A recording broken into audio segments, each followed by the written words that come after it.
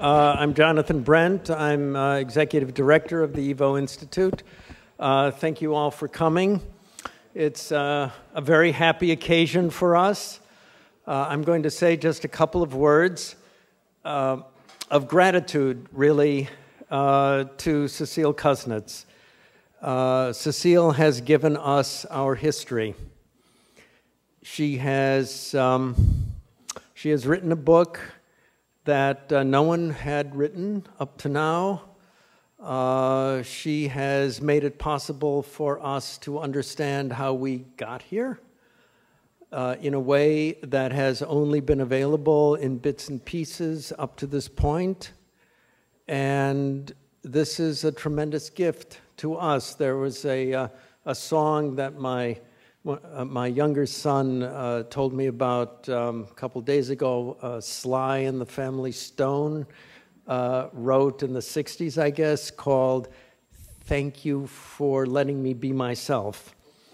And that's essentially what this history enables us to do. It lets us be ourselves. It lets us be YIVO.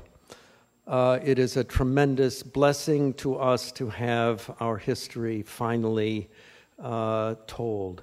But before we get on with the program, I would like to acknowledge, as I have discovered, so many people in the audience who have such an intimate and important connection to YIVO.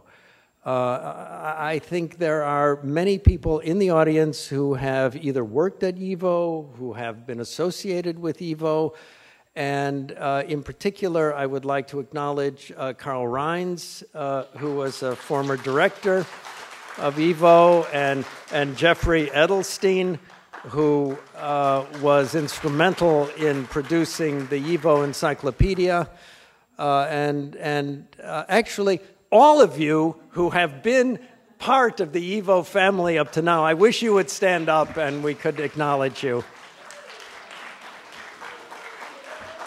Sam Norwich, I didn't realize, Sam, that you were here. Sam was the director before Karl, and Karl was the director before me. So there is this wonderful continuity. And I won't say more, except to introduce our program, which is going to be moderated by Steve Zipperstein, who is our Jacob Kronhill Scholar of East European Jewish History for this current semester, and is teaching a course on the Russian Revolution and the Jews. Our program will include Cecile Kuznitz, Associate Professor of Jewish History and Director of Jewish Studies at Bard College, Sam Kassow, who is part of the YIVO family, as is Cecile, Charles H. Northam, Professor of History at Trinity College, and is one of the world's leading scholars on the Holocaust, Simon Rabinovitch, Assistant Professor of History at Boston University. Without saying more, Steve, if you would take over. Thank you.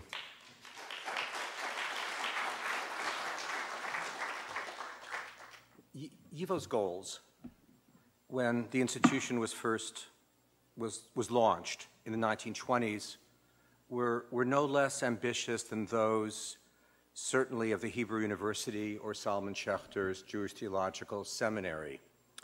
All, in one way or another, sought to revolutionize modern Jewish cultural norms, to wed learning with identity, to negotiate somehow the twists and turns of dispassionate scholarship and commitment to strengthen and deepen minds as well as hearts.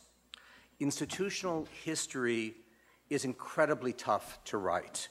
All good history is, of course, but institutional history has its own special tics. In some measure, this is because its lifeblood is constructed out of those shards, those papers, documents, those minutes of meetings produced by institutions themselves, and how many of us have been to meetings whose minutes truly, fully reproduce what occurred in those hot rooms. Imagine for a moment if Malcolm Hoenlein, the long reigning executive of the Conference of Presidents of Major American Jewish Organizations, imagine if Malcolm Hoenlein released the minutes of that last controversial meeting where J Street's membership was nixed a couple of weeks ago. Would, if released, that text tell us much about why it is that J Street was deemed so inconsequential to join a group that now includes the Jewish Institute for National Security Affairs and Alpha Epsilon Pi? It might, to be sure, prove vaguely helpful. It might point us in some useful directions, but it's likely to be no more useful than that. And this, in effect, is at least some of the documentary stuffing of Cecile Kuznitz's remarkable book. And it takes immense patience. It takes stamina. Needless to say, it takes extraordinary intelligence to piece together with any depth and nuance into institutional life when guided by material such as meeting minutes, but then augmented with a host of other documents culled by Cecile over the years.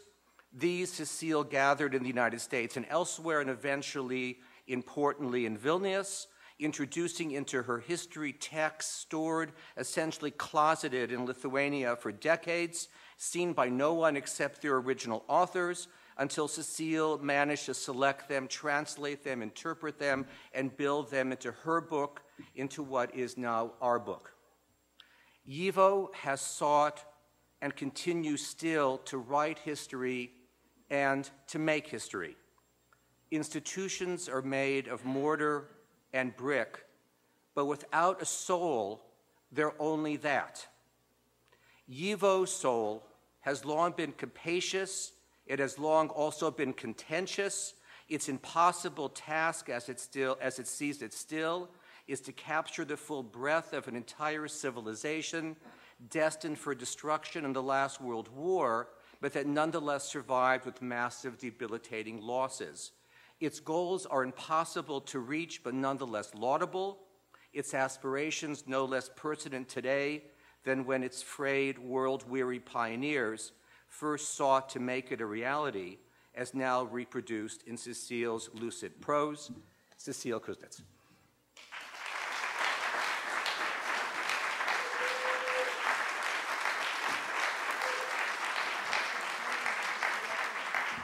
Thank you, Steve.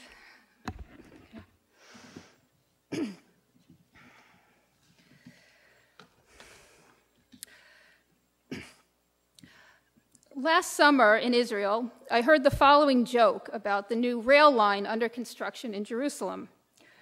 The train is taking so long to be completed that people no longer say, Ad sheMashiach yavo, until the Messiah comes, but Ad sheHarekevet tavo, until the train comes. Now, I'd venture to say there are a few people here who might have substituted Ad shel HaSefer shel Tzirul yavo. So I'm all the more grateful to the many people who continue to believe in my work, although it tarried, and to thank them now that it has finally arrived. First, one of the people who always believed in me the most, my father, is no longer with us, but I'm very grateful that my mother could be here today.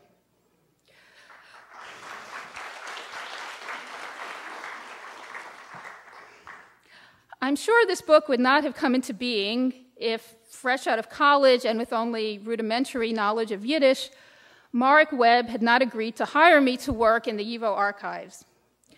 And I'm pretty sure I would not have made the decision to travel all the way across the country for graduate study at Stanford if Firma Moore had not said to me, Cecile, if you have the chance to study with Steve Zipperstein, why would you consider going anywhere else? I also remember when Steve and I first discussed a history of YIVO as a dissertation topic, my writing to Sam Kassow and his very gracious reply to a young scholar. So it's a particular pleasure to have all of them here tonight. I owe a great debt of gratitude to many members of the YIVO staff, without whom it would have simply been impossible to complete this study. These include in the archives, besides Marek and Firma, of course, Leo Greenbaum, whose helpfulness knows no bounds, Gunnar Berg, who helped me locate the very beautiful cover image on a high shelf that no one else could reach. It's true, yes. Etty Goldwasser, Krisha Fisher, and Renee Miller in the photo archives, Roberta Newman, and Mila Sholachova in the library. I'd also like to thank Helena Gindi for all her work on tonight's program, and of course, Jonathan Brent, yes, and Suzanne Leon for all of their support.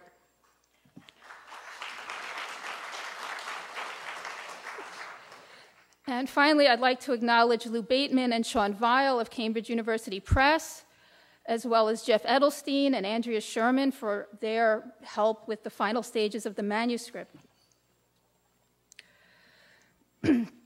I'd like to frame my remarks tonight by reading two passages from the book. The first is from the introduction. Despite its modest size and specialized work, YIVO loomed large in the landscape of Jewish Eastern Europe and inspired tremendous loyalty. Writers described it in verse and regularly celebrated it in superlative terms as, quote, a palace, a temple, a tower that will light far, far around it, and the symbol and ornament of our highest cultural achievements in the entire world. Its significance also went beyond the realm of culture to take on political resonance. It served, quote, the dispersed Jewish people, supporters claimed, instead of a government. Nor was it only a handful of scholars and intellectuals who shared such sentiments. While its strongest support was in Eastern Europe, YIVO boasted a global network of members in Yiddish-speaking communities from North America to South Africa.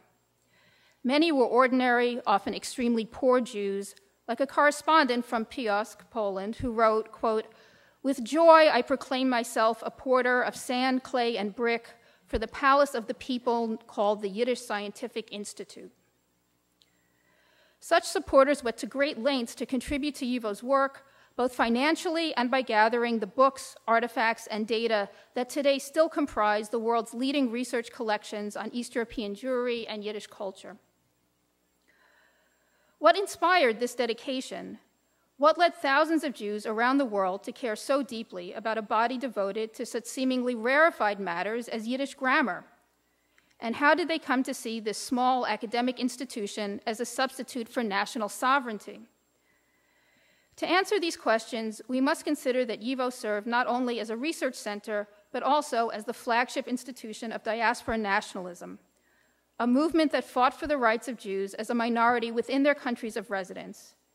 In these dual roles, YIVO produced work for an elite audience of scholars while stressing its ties to the folk, the masses of Yiddish-speaking Jews. It was thus enmeshed in constant battles over how closely to involve itself in raging debates over Hebraism versus Yiddishism, socialism versus Klal Yisrael Politik, Jewish political solidarity. And while YIVO's headquarters served as the crown jewel of the renowned cultural institutions of interwar Vilna, it was also the center of a transnational diasporic movement whose supporters struggled over the role of place for a stateless, widely dispersed nation. So as I discuss further throughout the book, YIVO's history is remarkable not only for the collections it amassed, not only for producing a body of scholarship that is still indispensable to students of East European Jewry, but for the deep ties it created to the broader Jewish community through its mission to serve the folk. As I state in the conclusion, YIVO's academic work spoke to the concrete needs and innermost aspirations of Jews in the interwar period, even as it still speaks to us today. Yet YIVO's brand of engaged scholarship was not without tensions, and its claim to transcend the political divisions of the Jewish street were more rhetoric than reality. Moreover, and now I'll quote a passage from the conclusion, a measure of incongruity always distinguished the symbolic importance of YIVO from the less exalted reality of its day-to-day existence. Like its adopted home of Vilna, which maintained and even strengthened its prestige as it suffered material decline, YIVO's inability to realize its most ambitious plans did nothing to diminish its stature. Indeed, its achievements seemed all the more impressive given the political and economic constraints it faced. To those who did not share the assumptions of diaspora nationalism, YIVO was a modest institution in a provincial Polish city, perpetually on the verge of bankruptcy and serving a narrow circle of scholars, students, and intellectuals. For its activists and supporters, YIVO represented the pinnacle of modern Jewish culture, an organization that gave dignity to the lives of 11 million Yiddish-speaking Jews throughout the world. In January 1941, at YIVO's first annual conference held in the United States, Max Weinreich underlined this larger dimension of the Institute's work. And here I'll read a quote from Weinreich. YIVO was incomparably more than one can realize from the 30,000 pages of research and materials that we published in our journals and books. It was incomparably more than the archives and library that thousands of Zommlers brought together without a penny of reward, and that in some divisions could be compared to the very richest Jewish collections. YIVO was great principally because of the social effects of its activity. If I set out to write a history of YIVO from 1925 to 1939, I would, of course, devote sufficient space to portraying it as a place for collecting, as an editorial board, as a publisher. I would also show how it slowly became a crystallizing point for intellectual forces. But mainly, I would also show how it slowly became, but mainly I would be captivated by the myth of YIVO. Yes, YIVO became a myth. One could never understand its role if one saw it only as an institution where a few dozen people did certain work and received for it certain, more correctly, uncertain wages. In the many years that I have been affiliated with the Institute as staff, student, and scholar, my own engagement with YIVO has sometimes blurred the line between science and faith, as Don Miron put it. While I was working on the book, people would occasionally ask if I was going to describe my own time at YIVO, and I would reply that I was writing an academic history, not a memoir. But as I came to treat events into the 21st century, I realized that my own experiences were now, in fact, part of that history. I remember Marek trying to contact the archives in Vilnius that held the recently discovered YIVO materials, struggling to get a phone connection to the Soviet Union, until there was no more Soviet Union. I remember when there would be a small party for someone's birthday, and Henry Sapoznik, Michael Alpert, Lawrence Glamberg, and Alicia Svigals, all of whom were on staff, would bring in their instruments and hold an impromptu jam session. And I remember the time I was assigned to sit all day next to Avram Sutzkever as he looked through archival material, including documents he himself had rescued in the Vilna ghetto. In that mansion on Fifth Avenue, I worked alongside people who remembered YIVO in Vilna, such as Dina Abramovich, David Rogoff, Shlomo Kowarsky, Zulanga Yorin, Shlomo Krishtal, also scholars like Lucian Dobroszycki, and students of Max Weinreich like Bina Weinreich, and our most recent loss, Chanem Lotek. I was privileged to know them as colleagues, while to a younger generation, they will be as mythic as Weinreich, Rezin, and Kalmanovich are to me. In 1941, Weinreich wrote, quote, "Then, in 1925, we also spoke of difficult times. Today we know that those were idyllic years, linked with bright hopes and with healthy activity in all fields of Yiddish creativity." Yet as a rationalist Litvak and a superb scholar, Weinreich never allowed the legacy of East European Jewry to sink into sentimentality. In fact, in 1941, he was already looking to the future, insisting that YIVO's work was just as relevant to American Jews as it had been to their Polish brethren. I personally am no Litvak, but I believe that Steve trained me well enough as a historian not to succumb to nostalgia for the 1920s or the 1990s. So today, as we celebrate YIVO's history, I can only hope that I have in some measure done justice to Weinreich's vision. Thank you all so much.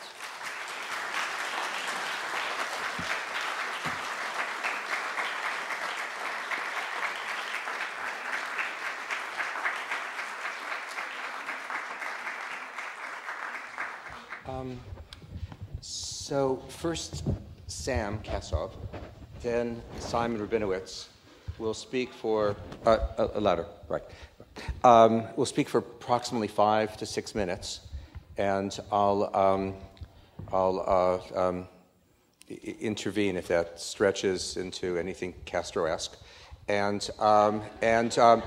then we'll talk together, and we'll talk with you. Sam. Well, congratulations, Cecile. It's a great book. It's a great achievement. And thanks for asking me here. I'm going to look at the clock. And as I look out across this auditorium, again, I think of the people that we all miss. Dina Abramovich, Chaim Lotek, Mordke Schechter, Lucian Dobrashitsky, and many, many others. In all those years I've been associated with the YIVO, there have been so many losses, and it's been so sad.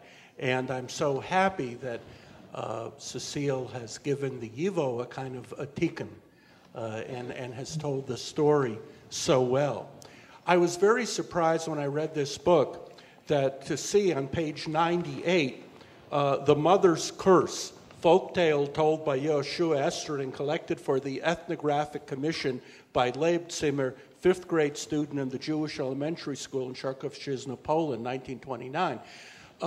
My mom was in the 1st grade in that school. Both people mentioned were members of my family, and it reminded me that, especially for the Jews of the Vilna region, the YIVO was ours. We took a great pride in the YIVO. It was a source of inspiration. It was not for nothing, as Cecile mentions, that Aaron Mark named his child Yivele. There was, for those who cared about the YIVO, it was something very precious. It was the spirit of the YIVO that animated Emanuel Ringelblum and the Oynik Shabbos Archive, and that inculcated the belief that one could resist, not just with guns, but with paper and pen. It was the spirit of the YIVO that inspired Joseph Zelkovich to write his amazing reportages from the Lodz ghetto. One of the great achievements of Max Weinreich was that in a time of political factionalism and political radicalism, he helped protect the YIVO. And in a time of obsession with collective ideology, Weinreich reminded us that we also had to study the individual, that to understand Klal Yisrael, you had to understand Reb Yisrael, and that in his visits to Tuskegee and to Fisk, when he was in the United States, he reminded us that Jews, as a persecuted a minority in Poland, could benefit from studying the experience of other persecuted minorities, such as African Americans in the United States. There are many questions I'd like to ask Cecile, but they would take a long time. There's just one that I'd like to hear her reaction to, which is that on the eve of the war, 80% of Jewish kids in Poland were getting their education in Polish. And a very good scholar, Kirsten Steffen, coined the term Jewish Polishness. That is, more and more Jews living in Polish, speaking Polish, but were decidedly Jewish. And I'm wondering, I'd like to know more how the YIVO dealt with this phenomenon of the growing Polonization of the younger generation, especially when the Polish language Jewish press was showing more sympathy for the YIVO than one might have expected. And I want to end. 5 minutes. Yeah. Go on another 25 seconds. And okay. And I want to end by saying that Emanuel Ringelblum, who certainly was somebody that I spent every waking hour with for many, many years, 5 days before he was caught by the Gestapo, wrote his last letter together with Adolf Berman to the YIVO in New York. And he wanted the YIVO to know that in the Warsaw Ghetto, not just he and not just Berman, but the Jewish intelligentsia had been faithful to the ideals of Yiddish culture and had been faithful to the ideals of the YIVO. And it's wonderful that now this story is available and accessible to all of us. Thank you.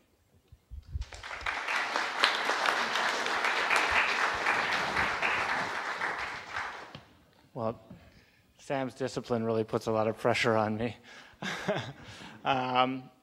Well, thank you very much for inviting me, because it was a wonderful opportunity to really dig into this book, which is really, really wonderful for all the reasons that have been said already. There are a lot of things that I could say about it, but I thought I would focus on the two really fascinating things that I take away from it.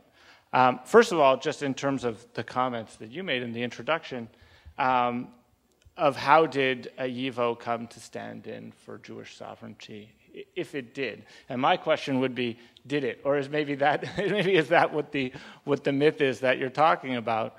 But Cecile very much paints this institution as a Dubnovian institution, as very much coming out of the philosophy of Shimon Dubnov, who is a historian and political theorist, the sort of granddaddy of diaspora nationalism, I suppose. And the three pillars that he established in 1899, I think, for diaspora nationalism and autonomy, the things that he said were absolutely essential were community, language, and education.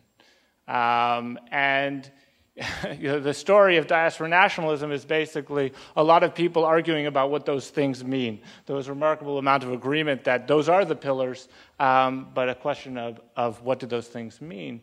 And YIVO is very much a successor to those arguments, and it embodied an institution. It was an institution that embodied an attempt to create national education, a community that was in some way sovereign, and of course to preserve the language.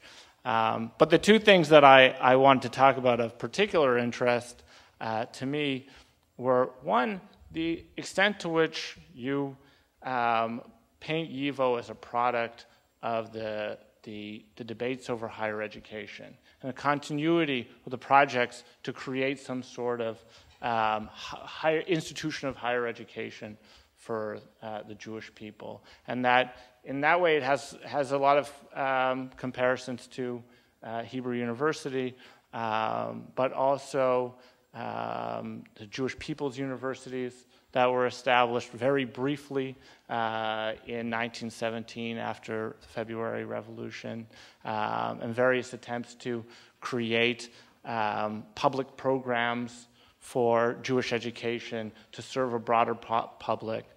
And that when people said education at that time, and they were trying to create higher education for Jews that was Jewish, it wasn't about degrees per se, although some thought that they should be handing them out.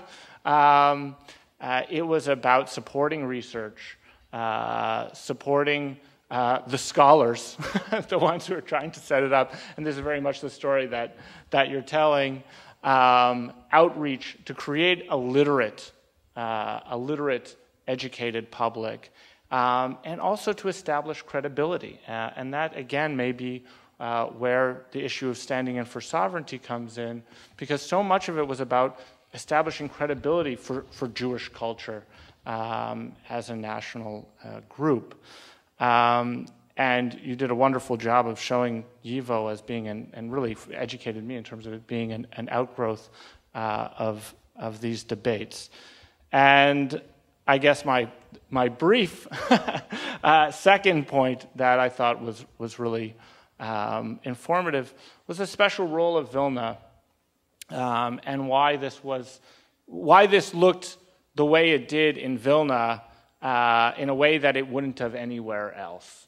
And for those who don't know, YIVO sort of ends up in Vilna, not necessarily by the first choice of these scholars who perhaps wanted a less provincial location, but really it being a city where there was no dominant group, with it being a city of Poles, Russians, Lithuanians, Belarusians, and Jews, of course, there was less assimilatory pressure. Yes, there were Jews were of course in Polish education, but there wasn't the same sort of pressures that there were in Berlin or in Warsaw, or for that matter in New York. And YIVO could serve as a national symbol in Vilna in the way it could in few other places, because people understood themselves in national terms more than they did elsewhere.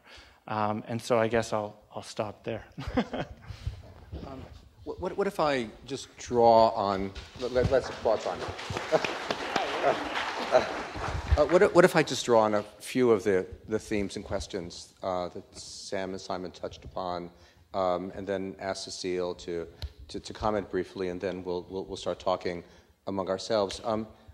Sam emphasized the notion of YIVO being ours, and at the same time YIVO being a scholarly enterprise.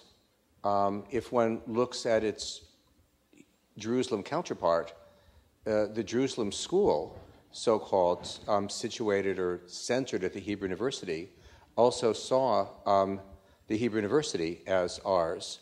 And there's been a huge amount of scholarship in recent years about the interplay between Zionist conviction and scholarship in the production of the work that they've done. Should we interrogate YIVO scholarship in similar ways? And especially given Simon's very correct emphasis, and an emphasis that Cecile discusses at length in her book, regarding the impact of Dubnovian historiography, immensely erudite, based on text, and as we know, by and large, those of us who work with Dubnov study him as a primary text, now not as a secondary text, and as a profoundly knowledgeable, engagé historian. How does that spill into what it is that YIVO does? And then finally, I love that term that you used, a measure of incongruity in your conclusion. Is one of the incongruities that has characterized, one might say, plagued YIVO over the years, at least especially once it moves, or is obviously forced to move to the United States, a deeply ambivalent attitude towards success. And YIVO, in many ways, is the natural home for Holocaust studies, which ends up migrating to a place without a library, without scholars at the Wiesenthal Center, and eventually to some other places. And of course, eventually to the Holocaust Museum in Washington, a very different place from the Wiesenthal Center. YIVO gives birth to, or at least nurtures, enriches, and you alluded to this in your introductory remarks, so many of the most resonant cultural features of contemporary Jewish life, including klezmer. And in other words, to what extent is part of YIVO's story, at least it's the American side of its story, a deep ambivalence towards success, as if success is what those all-rightniks enjoy, but there's something morally vacuous about success. And I'm not talking necessarily about today's YIVO, but we are talking about history, and history, of course, impinges on the present. And so, Cecile, what if you take up any or all of that, talk a little bit about some of those questions, and then we'll just open up for discussion. Well, let's see. Thank you all, of course, first of all, for your comments and all of these topics, which could be subjects of lectures, I suppose, in themselves. let's see where to start. And I think this question of education, both Sam and Simon, you both raised in a sense in a related issue, this idea that YIVO saw as one of its main goals to serve as a university, and if not as a university, as having a teaching component as one of its main pillars, along with research and publishing. But as I discussed, it was the last element of YIVO's program to really be firmly established, and it was envisioned primarily as a kind of graduate program in Jewish studies for a rather limited audience, although it also worked closely with the Yiddish secular schools in various ways. But as I think you mentioned, Simon, it was originally envisioned, particularly by Nachum Stiff, as something that would really serve scholars, not necessarily a broader public in terms of the kinds of training and classes it would offer. Not a folks university, not that model, although it wanted its research, its publications to reach a larger audience. The classes it offered was mainly designed for this more limited audience, to substitute for the fact that Jews could not get advanced degrees in these fields in the universities. But trying to tie this in, Sam, to your point, yes, it's clear that by the late interwar period, there was, this movement towards Polish, even in Vilna, which, as Simon, as you mentioned, right, was historically a bastion of Yiddish culture and Jewish culture in its various forms, because there wasn't such strong assimilatory pressure in one direction. And I do try to discuss that a little bit in the conclusion. And part of the issue was that there wasn't what was the practical goal of getting this thorough modern education in Yiddish, if you then couldn't get employment with that, if you couldn't make a career either as a scholar or in other fields. So I think the YIVO leaders were aware of this. To some extent they, in their educational programs, they didn't address it directly because they were talking to a kind of self-selected small group of aspiring scholars. But I think in Weinreich's analysis, he saw, even though this was a fact, that there was this process of linguistic assimilation, that he saw this still, along with most of YIVO's leaders, as a kind of dead end, that anti-Semitism was on the rise, and even if people abandoned Jewish culture or abandoned the Yiddish language, that this would lead to a kind of dead end because of anti-Semitism, and in fact would lead to a kind of psychological split where they wouldn't have this healthy kind of positive self-image as Jews, because ultimately assimilation was impossible, in Weinreich's analysis. So, I guess you could say they didn't fully grapple with this issue as a fact on the ground, which was this clear trend by the 1930s. So, I think let's see, the question of Vilna. You both mentioned this idea of YIVO's connection to the Vilna region, and I discussed that in the book. I don't know if I need to say any more about that, but obviously that's a major theme. Now, to Steve's point, I don't know if I would say that YIVO was ambivalent about success. Maybe it's a question of how you define success. YIVO saw itself as pioneering certain fields of research that other scholars had ignored, and that they were championing fields that had been overlooked.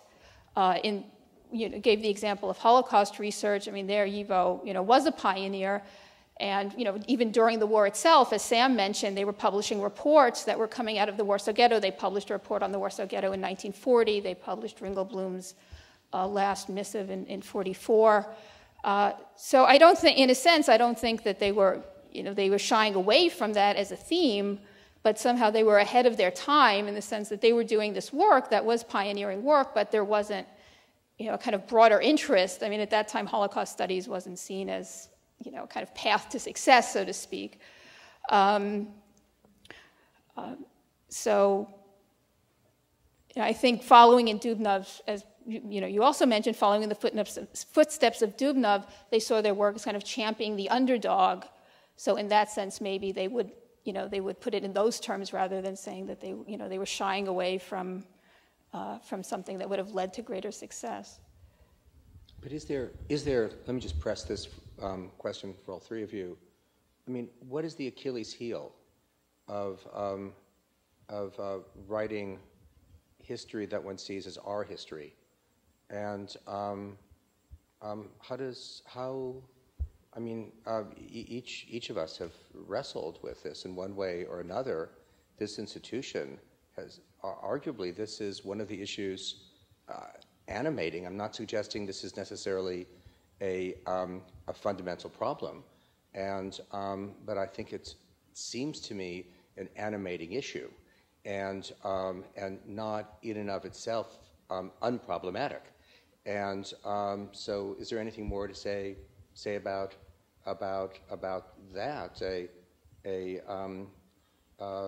An institution, as Simon put it, that was animated by the ideals of Dubnov, an attempt, I mean, as a number of you had alluded to, a substitute for state. A state is not an entity that one is dispassionate about. And if this is a substitute for Yiddish land, then what goes into the scholarship produced by it is variegated. What's one to say about that? Well, the funny thing is that I think it ties to the question of fear of success, because what would prevent YIVO from becoming, from standing in for sovereignty, from being a truly, let's say, national institution, or something more than simply a communal institution, which was something that was always going to be much harder in New York City than it was in Vilna. They should have moved to Montreal, but that's a different story. I'm from Toronto originally, but spent a lot of time in Montreal. My favorite topic, but I won't go there. But because the reason why Jews in the United States today don't look to YIVO as their, I mean, this is not the place to say, this is nothing negative about YIVO. YIVO fulfills wonderful functions, and I think is still fulfilling those three pillars of community, education, and language. But it's not seen in national terms, and it's not seen as a substitute for sovereignty because of the success of Jewish integration in the United States and the State of Israel, and as a thriving, vibrant place. And the success of the communities in those two places, in the United States and in Israel, were always going, I wouldn't call it a zero-sum game, but they were always going to affect how people viewed YIVO as a communal institution. I think those are excellent points. I just want to add another observation. I think one of the real virtues of your book is that you kind of highlight the glass half empty, glass half full nature of the YIVO, and this could extend to the situation of the Jews in Poland. If we Lucy Davidovitz in her memoirs decidedly saw the glass as half empty. Max Weinreich saw the glass as half full. If we look at titles like Leszczynski's Auf den Rand von Abgrund, if we look at Celia Heller's On the Edge of Destruction, if we look at Emanuel Meltzer's No Way Out, clearly the scholarship has tended to be rather pessimistic about Polish Jewry. But I think one of the good things about your book is that you show the nuance. That, yes, on the one hand, one could despair if one were a Polish Jew in the late 1930s. On the other hand, your book shows that in the 20s, before the Depression, Polish municipalities were giving the YIVO quite a lot of support, and that permitted many Jews in Poland to believe, as Mark Balaban did, no favorite of the YIVO, we've seen tough times, we've seen better times, the 1930s are a tough time. If we wait it out, things will get better. And I also think that one of the virtues of your book is that it shows the obstinate resourcefulness of Polish Jewry. And one could add that in the late 1930s, one might even talk about an uptick in the fortunes of Yiddish literature with Jung Wilne, with the Bund prizes, an uptick in book publishing, an uptick in the fortunes of the Yiddish theater. In Yiddische Ekonomik, Menachem Linder is writing about how the Polonized Jewish intelligentsia is identifying more with the Jewish masses. Kadya Maladovsky and Nachman Meisel are writing from New York that there's no future for Yiddish culture in America, and that if Yiddish culture has any future, it's going to be in Poland. And by that time, Stalin had laid to rest any illusions about the Soviet Union. So I think one of the important things to take away from your book is that if we can look at Polish Jewry not through the prism of the Holocaust, but on its own terms, there's a lot more nuance than the titles of much of the scholarship published since would suggest. One more question. Again, getting back to this issue of Polonization, what I call acculturation rather than assimilation. I was struck by the fact that the Polish language Jewish press, Nasz Przegląd, Opinia, Miesięcznik Żydowski, were much more interested in Yiddish culture and in Hebrew culture, much more open to this evolving polysystem, as Chona Szmeruk dubbed it many years later, than the Yiddish language writers that Nachman Meisel and Shia Perla said, as you said, that if you write in Polish, it's a dead end. But even Max Weinreich,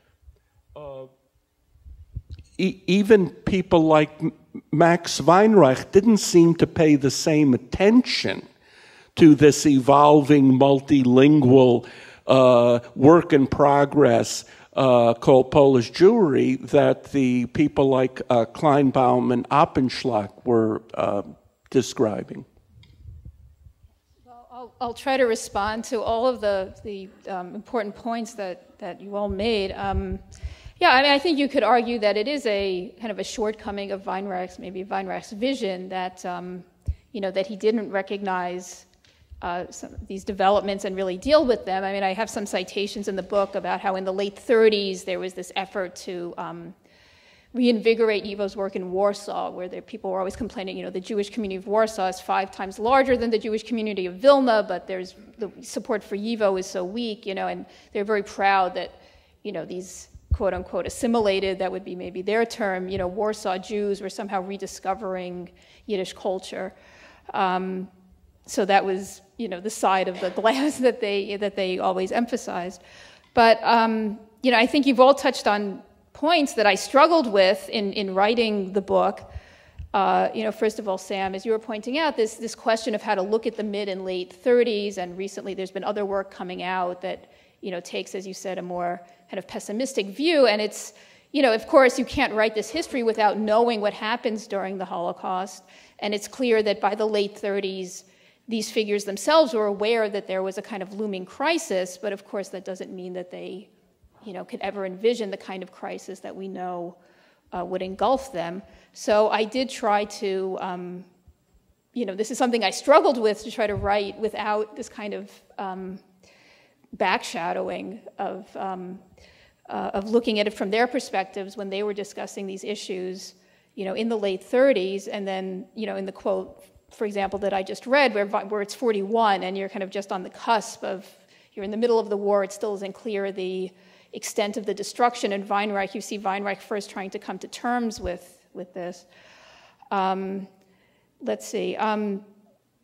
Simon, so your point you made about the post-war situation of YIVO, that's something I tried to discuss briefly in the epilogue and then the conclusion, and I would agree with what you said, that this idea of a Jewish culture, a Jewish identity based around primarily language and culture and education that Dubnov advocated, doesn't have the same kind of resonance in the United States, in part because of the success of Zionism, but perhaps also because of the American milieu and the way that various minority groups or various ethnic groups identify or don't identify. The success of American Jews.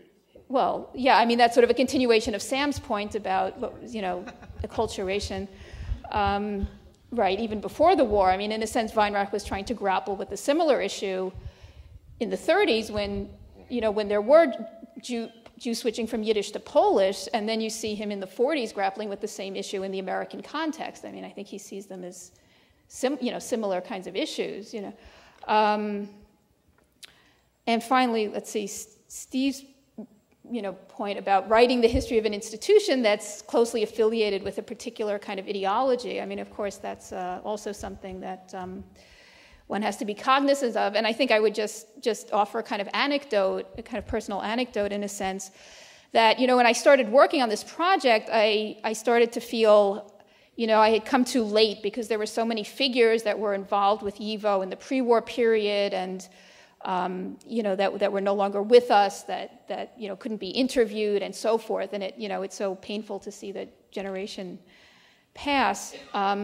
But later I came to feel that maybe this kind of book couldn't have been written a generation earlier because so much of YIVO scholarship came out of that kind of ideology, the Dubnovian ideology, the other strains of diaspora nationalism, so that just the way that Zionist historiography comes with a certain slant, that in a sense, I think there had to be a certain distance from the generation that was so directly involved with those movements to try to write a kind of synthetic overview with a little bit more historical distance. Could you I don't know if you agree with the comments I made in my introductory remarks just about how difficult it is to actually flesh out institutional history to make it alive given the kinds of standard sources that exist.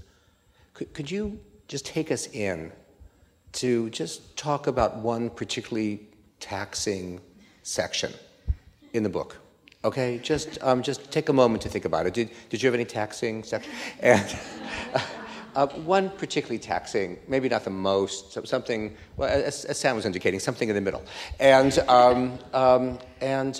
just how you fleshed it out with the use of a variety of sources. We didn't practice this before, so anyone want to maybe augment my question as she rummages through?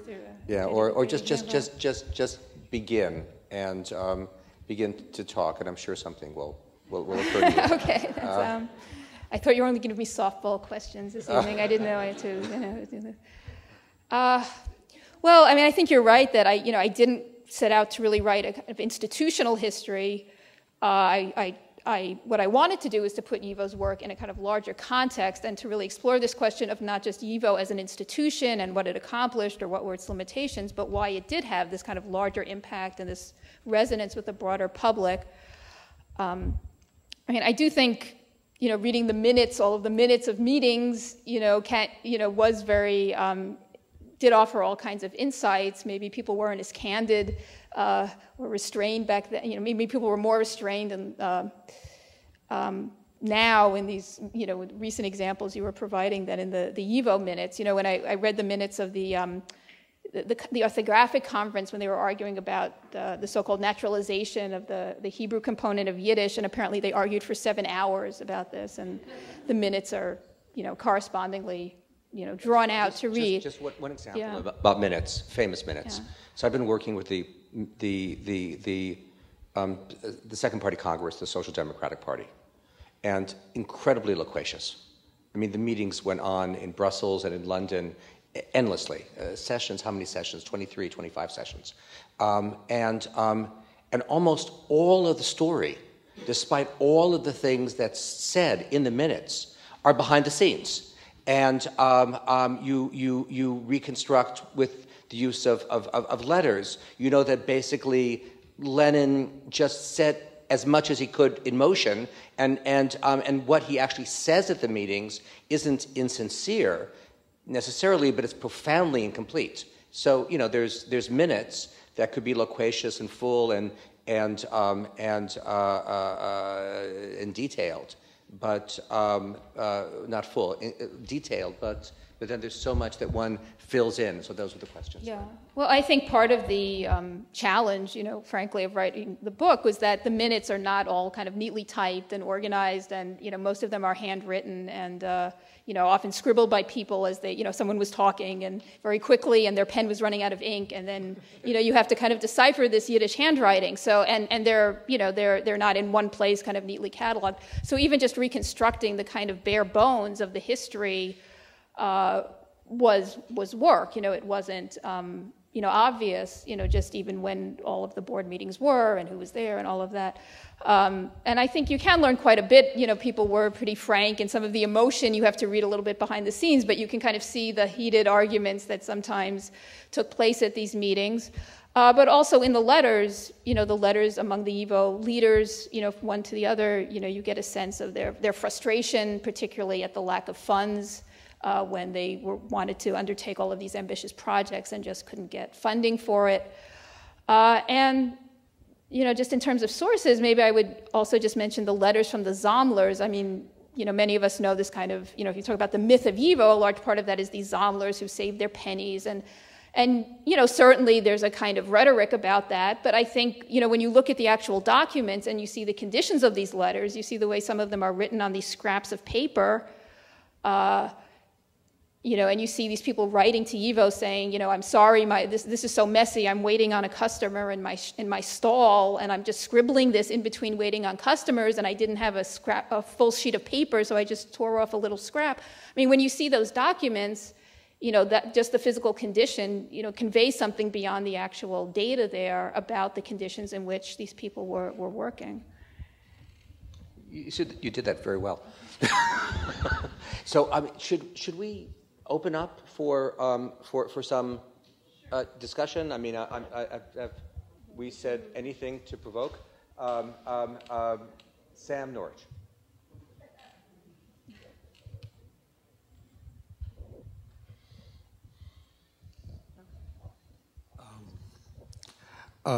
Two footnotes and a question. I think it was Sam Kassow who spoke about YIVO. Well, several people actually have spoken about YIVO as ours. And I remember one of the first things I heard from my parents about YIVO, when they knew it in Lodz, was that the acronym Yud Yud Vav Vav Aleph stood for Yidden Vilnazoy. The second footnote is on the question of why Dafka in Vilna. And I once came across a publication of the Workmen's Circle from 1935 in which Weinreich contributed a chapter about, it was a publication about Jewish centers around the world. And Weinreich contributed the essay about Vilna. And he took as his task to explain why YIVO was Dafka in Vilna, and I think by implication not in New York. And his answer was that in order to have a Jewish cultural center, you needed an ongoing tension between tradition and revolution. And that you needed history and change. And you needed something that reminded you of where things have come from while you're making the change. In other places where the memory of Jewish pogroms was not scraped into the stone, change, as he put it, it left nothing but destruction. In Vilna, change does not leave destruction. Of course, we read this now, and destruction was all that was left of Vilna. My question is really about the the amazing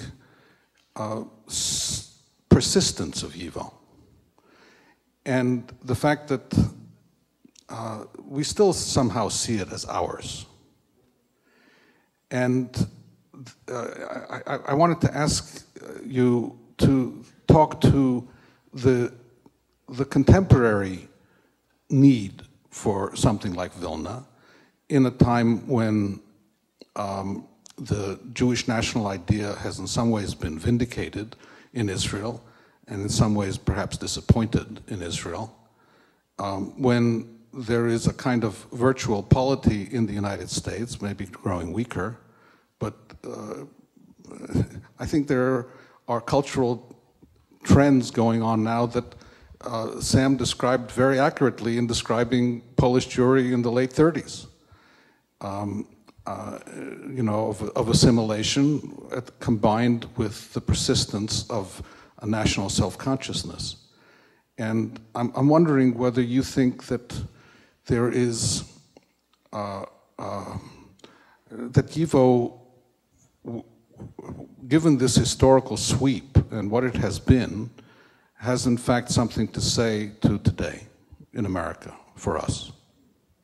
I mean, I don't want to be protective of Cecile. I do want to perhaps note that the publisher of a great Jewish newspaper might be able to speak quite coherently about those questions. Cecile? Well, I mean, for your first point, you know, I think your point about Vilna, I think you're referring to the article in the Yeshurin Zammelbuch, right, where Weinreich talks about, you know, you quoted it almost verbatim, right, that YIVO could only have been founded in a city like Vilna, where even the memories and the stones retain a memory of Jewish history, because in this kind of situation, change doesn't lead to, as you said, doesn't lead to ruins, but the past and the present come together to build the future. And you know, one of the things that's interesting about that is that Weinreich, in that article in 1935, describes Vilna as the inevitable home, the only place that YIVO could have succeeded. But at the early years of YIVO, at the founding, he in fact, it took him several years to accept the idea that YIVO should be in Vilna, you know, which is perhaps an aspect of this myth, the natural partnership between the city of Vilna and YIVO that evolved over time, right? Because it wasn't originally the case. I mean, your other question, of course, is a very wide-ranging question. I'm sure many people here might have thoughts on that. I mean, I do try to argue in the conclusion that, you know, that the lack of a large constituency in the United States that really sees the cornerstone of its Jewish identity or its national identity as based in Yiddish is a fundamental challenge that YIVO had to face in the post-war years, and that, you know, the question is what can replace that if there isn't that constituency, you know, that sees YIVO as a national institution because it sees the Yiddish language as the cornerstone, right, of Jewish identity. And, you know, for some organizations, for some people, you know, perhaps a kind of nostalgic, kitschy vision of East European Jewish life is something that sort of fit the bill, right? This kind, you know. But YIVO, you know, Steve made this earlier point about YIVO resisting success. I mean, I think the, you know, YIVO leaders always felt that if success means kind of pandering to that sort of stereotype of East European Jewish culture, that YIVO was not willing to do that, you know. So, you know, Jim Leffler just recently published this piece online, I forget, is it Mosaic? You know, where he argues that Jewish culture, you know, one of the problems with Jewish culture today is that people talk about Jewish culture, but there isn't this idea of a culture that's really grounded in knowledge, you know, in real engagement, and this was something that YIVO represented. So, you know, I think.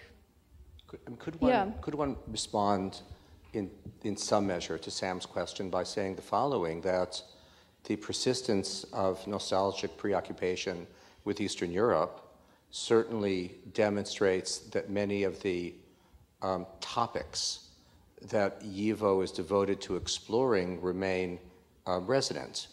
YIVO's particular task is to face those topics with maturity, with maturity, with rigor, with the kind of honesty that Sam and the rest of you talked about, and to see it as a absolutely full culture. And so, in other words, one could take advantage of the persistence of nostalgia, and in this way turn, if you will, lemons into lemonade. And its persistence indicates continued interest. The continued success of this institution means that that interest could be transformed into something sophisticated and nuanced and more historically real. And so that might be the beginning of any other comments. That's what Max Weinreich hoped, that American Jews would eventually come to the point where they would realize that they need to understand where they came from, not in sentimentalized terms, not in terms of nostalgia, but to really engage with their past. And it reminds me of another figure in the YIVO that Cecile mentions in her book, Avram Golem, and his idea of integrale Yiddishkeit, his idea of integral Jewishness. And it certainly involved giving up some of the militant secularism that characterized many of the YIVO founders. You mentioned that later in life, when Max Weinreich is writing about Derech HaShas, he is showing much more recognition of the role of religion in Jewish life than he did, say, in his 1920s history of Yiddish literature, which was militantly secularist. So on the one hand, the YIVO ideal was beginning to take more cognizance of the role of religion. I think Zionism has to take more cognizance of the role of the diaspora. And perhaps Weinreich may be proven right in the end, that at some point American Jews and Jews elsewhere, while recognizing the central role that Israel now plays in Jewish life, will understand that they need to engage with themselves, with their past, with their culture in a much more rigorous way. And that's where institutions like the YIVO can really play a role. Yeah, and that's actually, I think, where the continuity is between the pre-war YIVO and today's YIVO, and the continuity over the question of can we, as scholars who work at an institution like YIVO, view it as our institution and our history, and at the same time do it reputably. And I think that at that time, YIVO served as a place where people who saw their world being upended, not because of violence really, but because of modernity and because of the changes in society, could meet. So you had people like Nochem Stiff. Okay, so he came from a traditional background, religious background, and got a degree, and then fell back in love or became interested in the texts. But then you had people who came from completely unobservant backgrounds who fell in love with the text. People who never really left the observant background and wanted to learn serious scholarship. And they all met in this place and created a synthesis and tried to study these things seriously. And I think actually that that's where the parallel to Hebrew U is as well in the early Hebrew U, and to today that this is a place where maybe people can have their cake and eat it too, a little. I think you have anyway. I have a totally frivolous question, but as the only music person in the room, I have to ask it. So you've talked about letters to YIVO, you've talked about poems about YIVO, but is it really true there was never a YIVO song? Mark, would you like to sing for us? Well, there is, in fact, in the epigraph to my book, I have 3 excerpts of poems that were written about YIVO. And one of them, it had several titles, but one of the titles is the YIVO March.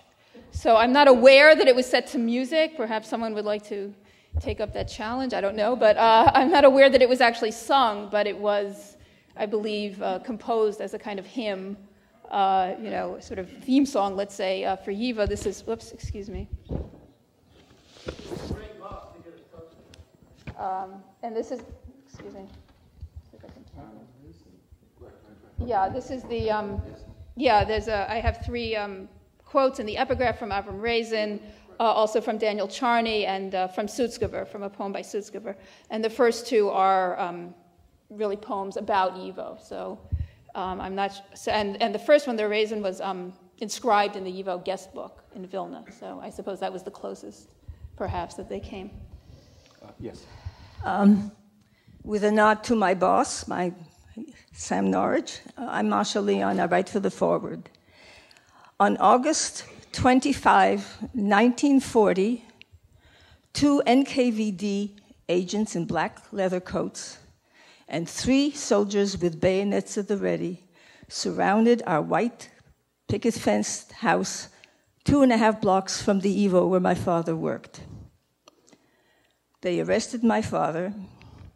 I'm not going to go into all the details. There was a list of names on the table which my father signaled to me that had to be hidden, which I managed to grab. By the way, this was going to be in the book, which I've yet to write, which I grabbed. The soldier said, no, and yet. I said, no, I've got to go. There's an outhouse behind us. And I took the list, and on that list were some 25, 35 names of people from the YIVO and Bundisten who were in hiding in and around Vilna. After my father, this was at dawn, about 8, 9 o'clock later, my mother said, Geh in YIVO and zog zeon, that I should go and warn them at the YIVO.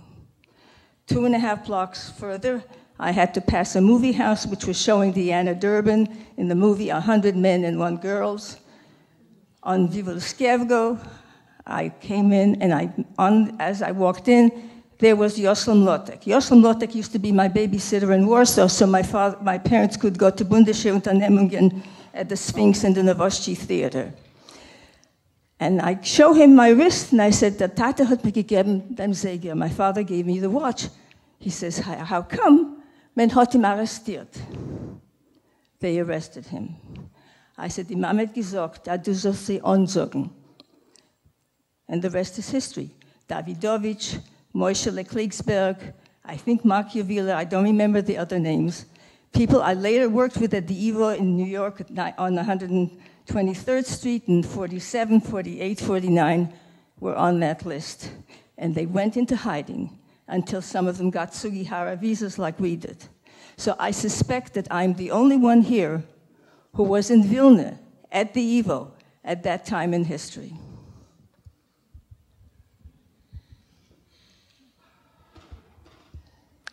Does anyone else have some questions? A few more? There's some questions up here. Can you raise your hand again?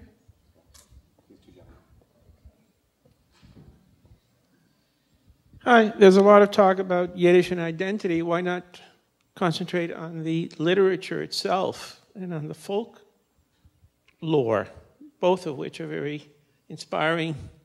Just like we would talk, we may want to learn Italian to learn to read Dante in the original. We may want to learn French to read Voltaire in the original. I think this is the way to get into the culture. Go direct to the literature. Go direct to the folk lore. And then I think we can communicate with this culture. Okay, one last question. Part of what this entire enterprise wrestled with is the recognition that Yiddish not only had folklore, but also, if you will, had Voltaire, which isn't quite folklore. And so yes, I think you've touched on something quite interesting. Well, yes. maybe I'm sorry, before this gentleman asks the next question, maybe I could ask, I mean, I think your comment also points to one of the other changes that we assume that in the post-war period is that, while in Vilna, YIVO was one of the rationales for championing Yiddish is that it was the language of the folk, the language of the common people that everyone knew, right? That in New York, you have a kind of reverse situation, as we already mentioned, where people are moving away from Yiddish, and it's partly in recognition of this that YIVO undertakes projects in the post-war period to teach people the Yiddish language. It's no longer assumed that everyone knows Yiddish, so it publishes the textbook College Yiddish. It begins the intensive summer course, the Yoel Weinreich summer program. So the idea is that it publishes dictionaries. So the idea is that now it can't be assumed that people know Yiddish, but that teaching Yiddish, ensuring Yiddish literacy is one of the tasks of YIVO. But I would just add that, even in the pre-war period, for example, in the 1930s, when YIVO ran supplementary courses for teachers, for school teachers, during the summer and winter school breaks, they also sometimes ran Yiddish language courses for teachers who wanted to brush up or strengthen their knowledge of Yiddish. Some of the aspiranten who came to study in the YIVO's equivalent of a graduate program also took courses in Yiddish to strengthen the language. So I think this assumption that there's a complete kind of switch, as Sam's comments I think already pointed to, of the kinds of issues that YIVO is dealing with in the pre-war period and the post-war period can perhaps be overstated. And I think Weinreich himself also felt that eventually American Jews, even if they showed no interest in Yiddish, by and large, would eventually realize that this was the key to their culture. And I would just mention in the introduction that Weinreich wrote to Verschwundene Gestalten, which was the book by Dina Abramovich's father, Hirsch Abramovich, Weinreich writes, this book came out, I believe, in 51. He writes in the introduction, he says, who needs a Yiddish book in 1951? Who's going to read this book? And he says, well, it doesn't matter if no one is interested now, because eventually American Jews will realize they cannot understand themselves if they don't understand their East European roots, and for that they will have to know Yiddish. So perhaps one last question, sir. My question has to do with, it's kind of a follow-up in some ways to what Masha Leon was referring to.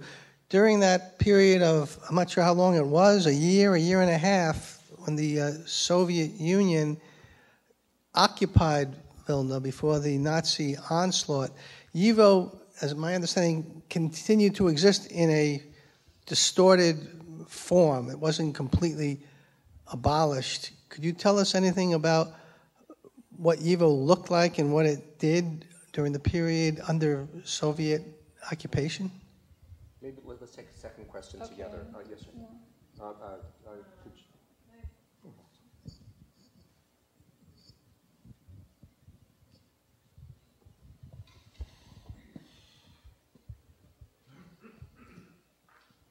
Thank you. Among groups of friends that we have in our family, I have befriended in the last decade or so a number of retired IDF officers, and being aware of the ideological warfare within Jewish organizations and individuals in the 30s, 40s, 50s between Yiddish and Hebraic, and between secularists and other groupings. These guys, each one appears to be a Shimshon HaGibor, and they're tough, cynical birds in a way. I was amazed in these past number of years to find out to hear so many Yiddishisms in their speech patterns, in their language, and they were all sabras, which prompts me to ask the question, how is the ethos of what we are discussing here, how is it existing, flourishing, or have promises in Israel itself? Well, two very different questions, Cecile. Well, the history of YIVO during the Second World War is quite complex. So just very briefly, as you probably are aware, right, when the war breaks out, the Soviet Union comes into Lithuania, but then the Soviet army withdraws, and for about a year, there's an independent Lithuanian state set up where Vilna, which had been part of Poland and not Lithuania in the interwar period, is now part of an independent Lithuanian state for that year. So there's a kind of year of almost a kind of limbo where the war is going on, but Vilna is, life in Vilna is kind of going forward. YIVO is continuing its work. It produces a number of important publications. As I believe Masha Leon mentioned, right, the workers are continuing to work. Yossam Lotek is actually an aspirant that year because he's arrived from Warsaw. There are a number of changes. In some ways, the status of YIVO is actually kind of bolstered because there's a large number of refugees who fled east after the war starts when Germany is occupying the western part of Poland, like Yossam Lotek, like Noach Prelutsky, who eventually gets a chair in Yiddish at the university, something that would have been unthinkable when Vilna was part of Poland. So there's a kind of brief twilight period where there's actually almost a kind of resurgence of YIVO's work. But then the Soviets come in, and then it's under Soviet occupation for about a year. And during that time, the Soviets incorporate YIVO into analogous the structure for Soviet academic institutions. So YIVO kind of loses its independence and its identity as a separate institution. It's kind of absorbed into the Soviet system, and it can no longer really function independently. And then, of course, after that, when the Nazis come in, that's another different and even more tragic story. The question, I think the last question really touches on the issue of the status of Yiddish in Israel. It's also a very complicated question. I would just perhaps say, as I mentioned in the conclusion, perhaps one of the ironies is that although the Zionist movement and the state of Israel was largely hostile to Yiddish, that today there's probably more institutional support for Yiddish culture in Israel as a Jewish language, than there has been historically in the period that we've been focusing on. In the interwar period, the Soviet Union provided a certain kind of state support for Yiddish for a brief period. Diaspora Nationalists always dreamed that they would win this kind of state support on a large scale. And of course, when Israel is established, needless to say, Yiddish suffers in many ways, from all kinds of negative connotations. But there is a certain amount of government support for Yiddish culture, which, is not the case anywhere else, really. So there's a kind of ambivalent relationship, I would say. I just want to take a moment. Yes?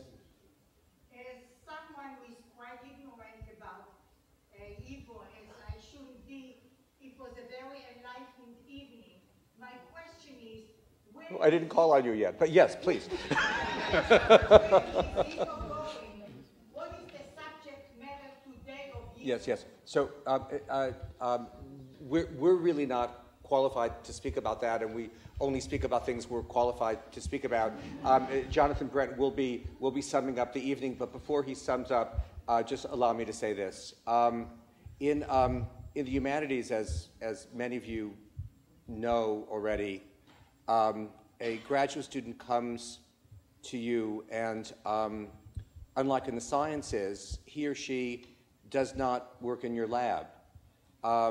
You meet with them, you try to get a sense of how their mind works, and then over the course of a year or two, a topic is formed. And then you live with the topic in your own way, as the student does immensely more intently, and the student learns immeasurably more about the topic than you know. And then, if you're fortunate, you live in close intellectual relationship with that student as the years go by, as he or she is tenured, as he or she produces a wonderful book. And if you're extraordinarily fortunate, you get to sit on a stage at a moment like this and hear your student speak with such consummate authority about the topics that you hold most dear. This was an extraordinary opportunity. And before we call on Jonathan Brent to say some last words about YIVO today, and before Cecile signs many, many, many dozens of books outside, we'd like to present Cecile, the star of the evening, with what stars are presented with. Helena?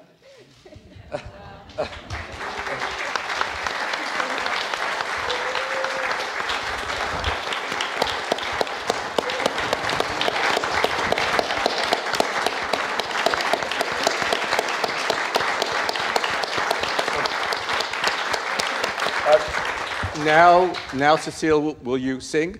I won't sing, and I already thanked everyone at the beginning, so I won't repeat everything, but I would just say that, it's really extraordinary for me to have not only so many people here that I worked with over the years, family, scholars I've known for many years, like Sam, younger scholars like Simon. It's everyone's dream to see the themes that you're interested in picked up by younger people coming along in new ways. And of course, to have Steve here to share this evening makes it, all the more special. So thank you so much to everyone, and for everyone for coming. Thank you. Finally, Jonathan Brent, you have anything to say about YIVO? I'm not going to say much. I want to thank everybody for the wonderful discussion. This is a topic that I think about every day, have thought about every day for the last almost 5 years that I've been executive director. It's a topic that I think most of my friends had no idea I was thinking about, in as much as my dissertation was on Henry James and Walter Pater. And I began life more or less by translating Osip Mandelstam and Anna Akhmatova. But I think that very story of my coming to YIVO is a story that people should bear in mind. My parents spoke Yiddish. My grandparents spoke Yiddish. I heard it all around me. No one bothered to teach it to me. I tried to learn it, but no one would teach it. And so I learned German and Russian instead, hoping thereby to box Yiddish in, and was fairly successful at that. But I think I represent a great number of Jews of my generation who were in their 50s and 60s, who perhaps studied Henry James, or worse, law or medicine, the financial markets, who are writers, who are journalists, who are thoughtful about their lives, who have in the back of their mind an identity they know absolutely nothing about. They are ignorant of who they actually are. There was a myth in my father's generation, who was first generation here, and after his bar mitzvah, cut off his payas, threw away his tefillin, and resolved to become an American. And he became an American. And he encouraged his children to be American. This is an ordinary story. I'm not telling you anything you don't know. But it comes around to where I think YIVO has a future and why YIVO has a future. Because that myth of becoming an American has now, after the 70 or 80 or 90 years of it, begun to seem not quite as fulfilling as it needs to be. I recently spoke at Riverdale Temple before an audience of some 200 people. And in that community at Riverdale Temple, there were many elderly people there who I was certain knew far more about Yiddish and about their culture than I did. And at the end of it, I remember so distinctly and so piercingly, this elderly lady raised her hand and said, "What we are talking about today," and we were talking about simple things like Sholem Aleichem and Ansky and Peretz, and we were talking about basic subjects of Yiddish culture and Jewish culture of Eastern Europe. And she said, "After all these years, I now realize there is a big hole in myself. And that hole has to do with the fact that I know nothing about who I really am. I know who I am as an American. I know who I am as somebody who has lived in this community all of my adult life. But how did I get here? What is it that made me this kind of a person?" And she said, "That's why I'm grateful to YIVO and what you are doing." Not long ago, Philip Roth spoke at YIVO, and as I'm sure all of you know, he's had a very contested relationship with his own identity, with the Jewish familia, with his past, and so forth. And he read from his last novel, Nemesis. About 2 weeks later, I called him up to see how he was doing. And he said, "Jonathan, it's remarkable you call me. I'm sitting here with the YIVO Encyclopedia, The Jews of Eastern Europe." I said, because we had sent it to him as a present. And forgive me, those of you who have heard this story before, but I feel that this is relevant to tonight's discussion. And I said, "What the hell are you doing that for, Philip?" And he said, "Well, you know, I used to think I was born in Newark. And now I realize the story is a lot more complicated than that." And that's the story that YIVO needs to tell. The story is much more complicated than being born in Newark or New York or Chicago or San Diego. It is a much bigger story. And until we grapple honestly, deeply, truly with that past, we cannot know who we are, and therefore we won't have a future. This is one of the things, it seems to me, that Dubnov was so acute about, which is that without a past, you have no future. And YIVO's task is to help restore that past to vast multitudes of Jews who exist in this limbo state in American culture. That is a state in between being something and being almost something. And it's a state that makes it possible for us to be tranquilized, to be sort of anesthetized constantly, because life is so good. You get up, you put on your shoes, you brush your teeth, you take a shower, you go to work, you come home, you pay your rent. You don't really have to think about anything. But as so many of our great writers and thinkers have noted, at a certain point in your life, you do start thinking about things. Maybe it's when something goes wrong. I know there are a couple psychoanalysts in the audience, and so I don't pretend to be an analyst, but I do know that it is during a therapeutic session when something goes wrong, when the conversation breaks, that you know you've hit something important in the conversation. Something that gets you below the surface. It's when the narrative stops that you go below the surface. And I think we're at a point in American Jewish life right now where that narrative has stopped to a certain extent. Surely that is true also in Israel.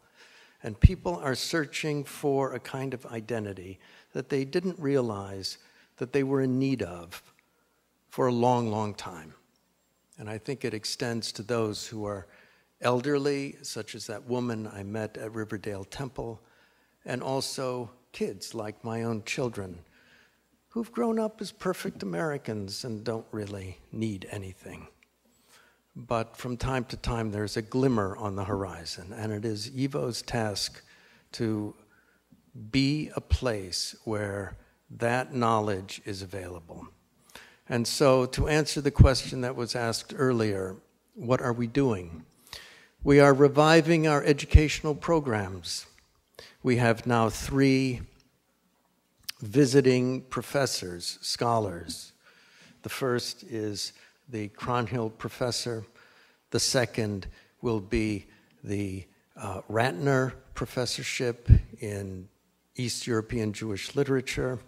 And the third will be the Atran professorship in Yiddish language and linguistics, which will start next year. We've started a winter program that is not based on Yiddish, but is based on a variety of themes that one will not necessarily be acquainted with at New York University or at Yale or at Columbia about life in Eastern Europe, literature in Eastern Europe. One of the most popular classes that we had last year was on Jewish-Christian relations in the 17th century, a class that I thought would absolutely bomb. And yet the students loved it so much that they begged Magda Teeter to come every month from Wesleyan University to meet with them. And she did, for free. Nobody paid her to do this. And so people ask, is there a need for this? There is a need for this. How big is that need? I don't know. It is a need that exists in my observation, irrespective of the need for the Yiddish language itself. It is a fundamental need for a certain kind of identity. That's what we're doing. We are expanding our base of our range of interests in a variety of different areas. But we are not doing, and this is what I want to emphasize, we're not doing this just by imposing some kind of vision on our community. It's being done really in dialogue with our community. It's being done by virtue of our, and I say our, and I don't mean, that's not just the royal our. It is a real our. Our response to what people need. YIVO was born that way. It was born out of not just the ideas of a variety of scholars and intellectuals, but it was born out of also the needs of the community, whether the community knew those needs or not.